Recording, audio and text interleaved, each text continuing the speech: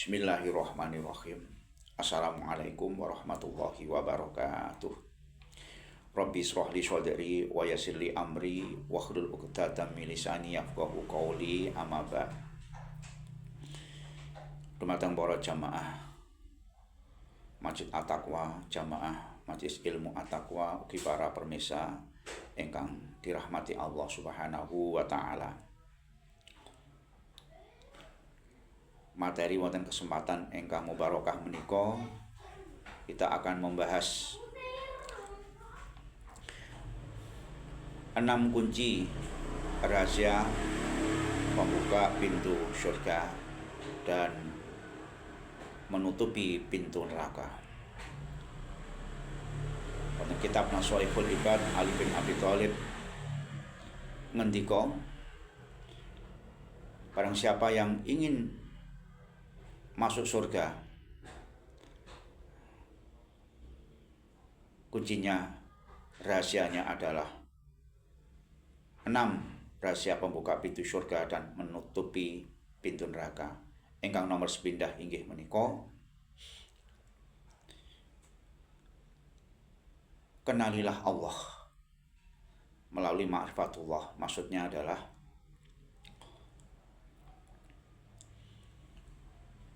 kenali Allah. Kalau sudah kenal maka tentunya kita akan menyayangi Allah, mentaati Allah. Karena kalau kita mencintai ciptaan Allah sebelum mencintai Allah, maka akan kecewa. Oleh karena itu, di dalam proses mengenal Allah, kalau sudah kenal, insya Allah akan mencintai. Pepatah mengatakan tidak kenal maka tidak sayang. Nah, bagaimana langkah-langkah supaya kita ini lebih dekat kepada Allah dan mentaatinya? Tidak lain, kita harus belajar kesempurnaan ilmu. Yang pertama adalah secara thariqah, mengenal hukum-hukum agama secara zahir melalui guru-guru pada bidangnya, seperti di dalam melaksanakan sholat, puasa, zakat, haji, dan lain-lain. Yang kedua, mengetahui hukum-hukum Allah secara mendalam, secara dohiriyah, yang dibantu oleh guru mursyid yang akan membimbing melalui khalwat, zikir, suluk, dan lain-lainnya, supaya kita ini lebih dalam mempelajari hukum-hukum Allah dan mengenal pengetahuan tentang Allah Subhanahu wa ta'ala. Yang ketiga adalah hakikat. Setelah kita mengetahui hukum-hukum Allah secara mendalam, ditingkatkan lagi melalui tawasul, suluk, zikir, kemudian kita akan terus belajar dan akan menemukan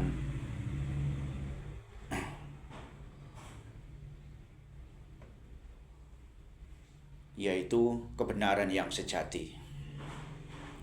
Nomor 4 yang dinamakan makrifat, yaitu setelah kita mengetahui hukum-hukum agama seperti sholat, zakat, haji, dilanjutkan dengan thariqah, dikenalkan dengan Allah melalui zikir, suluk, kemudian khalwat, kemudian kita akhirnya lebih mendalam lagi mengetahui kebenaran yang sebenarnya, pengetahuan yang sebenarnya, lalu kita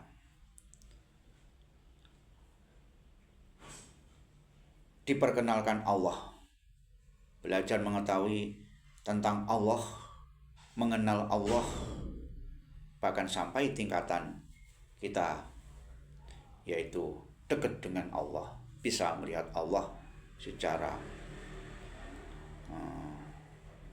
mukasyafah, secara musyahadah, melihat Allah secara mata batin, mata hati. Demikianlah langkah-langkah proses kita mengenal Allah. Kemudian kita sudah dekat dengan Allah. Dan nantinya kalau sudah tertanam di dalam diri kita Allah, maka sudah tidak ada hubbud dunya, tidak ada nafsu yang jelek di dalam diri kita, sehingga hidupnya akan tenang, akan tentram, yang tidak disetir oleh hawa nafsu yang jahat, karena hatinya sudah baik, nafsunya sudah bisa dikendalikan. Yang kedua adalah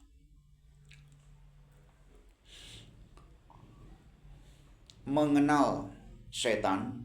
Kemudian kalau sudah mengenal setan, maka berusaha untuk menjauhi ajakan setan, karena setan telah berjanji innama bisyu'i wal faksya'i wa antaqulu 'alallahi ma la ta'lamun. Setan itu adalah sifat jelek atau jahatnya jin, dan sifat jeleknya daripada manusia itu adalah sebuah julukan, karena Allah menciptakan jin dan manusia untuk beribadah. Wa ma khalaqtul jinna wal insa illa liya'budun. Tidak akan aku ciptakan jin dan manusia kecuali untuk beribadah. Jadi setan itu bisa berupa dari jin, juga bisa berupa dari manusia. Ayahnya daripada jin itu namanya iblis, yang mengajak manusia ke dalam neraka. Nah, di antara setan-setan itu, yang pertama ada yang bernama sabru. Tugasnya adalah menggoda kepada manusia supaya gelisah. Di hidupnya ini gelisah saja, tidak tenang, ya, tidak bahagia, ya. Yang kedua yang dinamakan dengan setan dasim, yang bertugas menghancurkan keluarga, sehingga keluarga itu bentrok, keluarga itu bisa bertengkar. Itu daripada godaan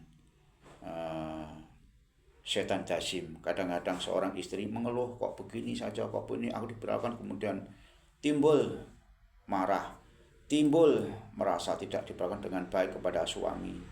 Pertengkaran yang ada masalah apa saja ini akibat dari digoda oleh setan dasim. Yang ketiga yang dinamakan setan jalan bur. Setan jalan bur di sini adalah yang mengajak pertengkaran dalam masyarakat, dalam kehidupan berbangsa dan bernegara, yang tujuannya adalah mengajak manusia itu bertengkar antara satu dengan yang lain, kelompok satu dengan yang lain, negara satu dengan yang lain, sehingga suasana permusuhan yang ada. Yang keempat yang dinamakan setan walhan, yaitu menggoda manusia, yaitu ragu-ragu.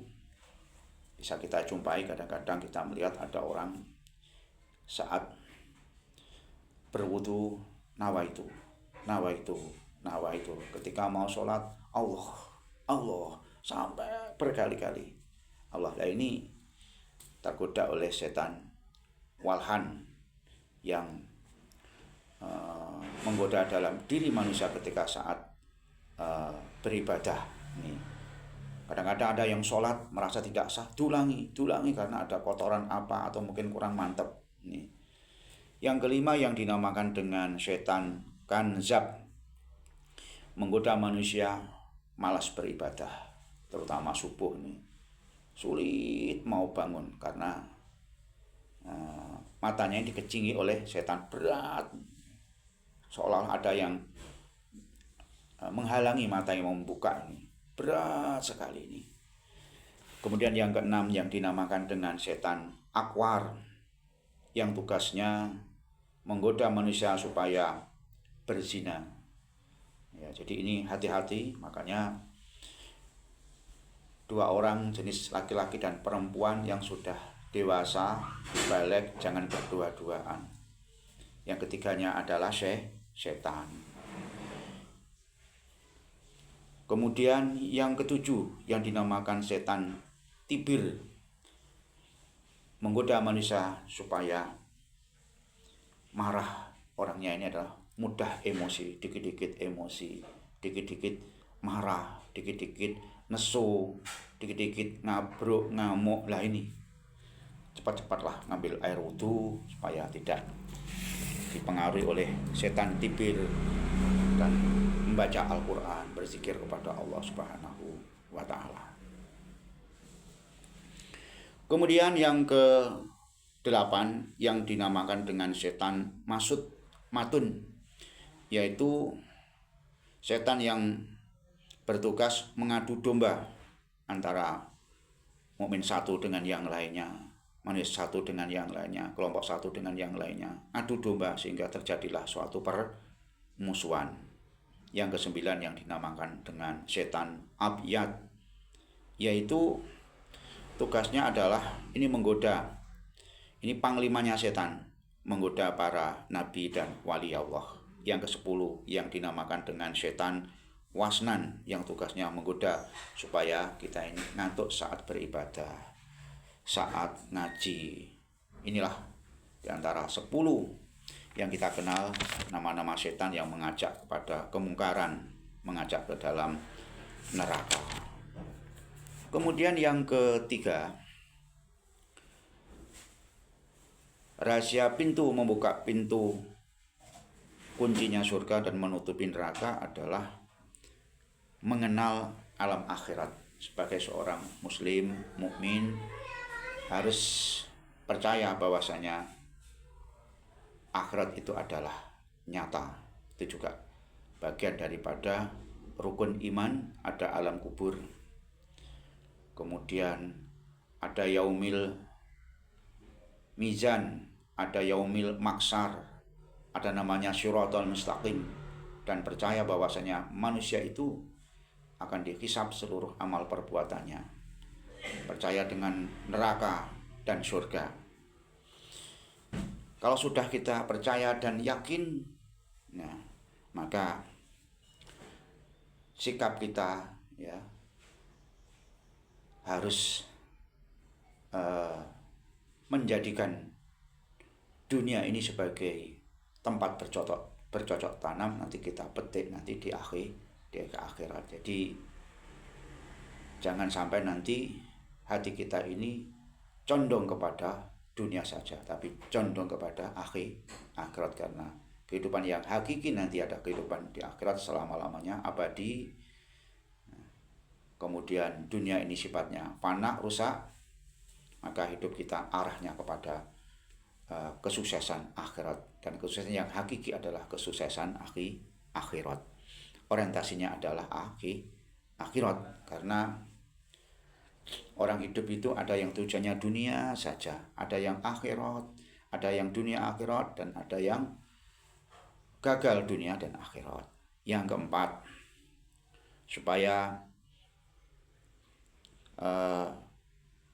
kita bisa membuka rahasia pintu surga dan tertutupnya pintu neraka adalah kita harus mengenal alam dunia, kemudian menjadikan dunia itu bukan tujuan utama. Dunia itu adalah panggung sandiwara. Bahkan dunia ini kalau kita kenal adalah bagi orang yang mukmin, bagi seorang alim adalah neraka, dan bagi orang yang kafir adalah dunia adalah surga. Jadi dunia adalah fakta morgana, kadang-kadang enggak sesuai yang kita harapkan. Seolah-olah kita lihat air, ternyata adalah bukan. Inilah dunia, banyak tipu daya. Oleh karena itu kita di dalam menghadapi dunia ini, maka kita berpedoman kepada Al-Quran, ada sunnah supaya kita ini tidak tertipu oleh kehidupan dunia. Sakmadio saja dalam hidup ini. Tentunya kita harus bekerja, berikhtiar, namun apa yang kita upayakan di dunia ini, kesusahan di dunia ini bukan semata-mata untuk keperluan dunia, tetapi untuk jadikan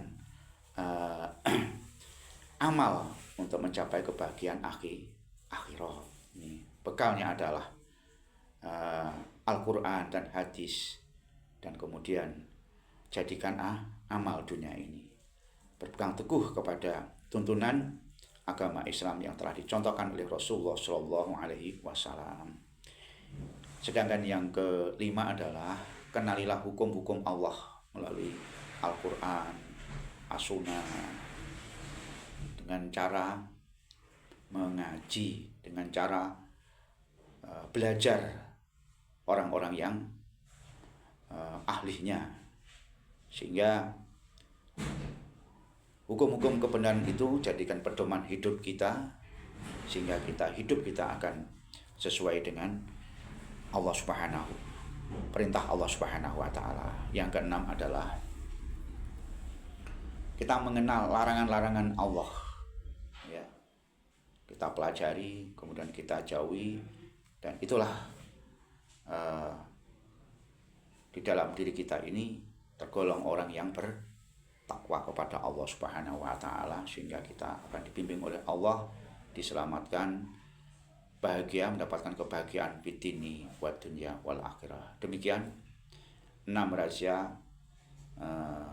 kunci pembuka pintu surga dan penutup pintu neraka, dan mudah-mudahan kita senantiasa mampu menjalankannya, sehingga kita akan mendapatkan keselamatan fitini wa dunya wal akhirah. Makaten menawi kekurangan, kekeliruan, kesalahan, boten berkenan wonten manah panjenengan sedaya dalem nyuwun ageng samudra pangasami wa minkum. Wassalamualaikum warahmatullahi wabarakatuh.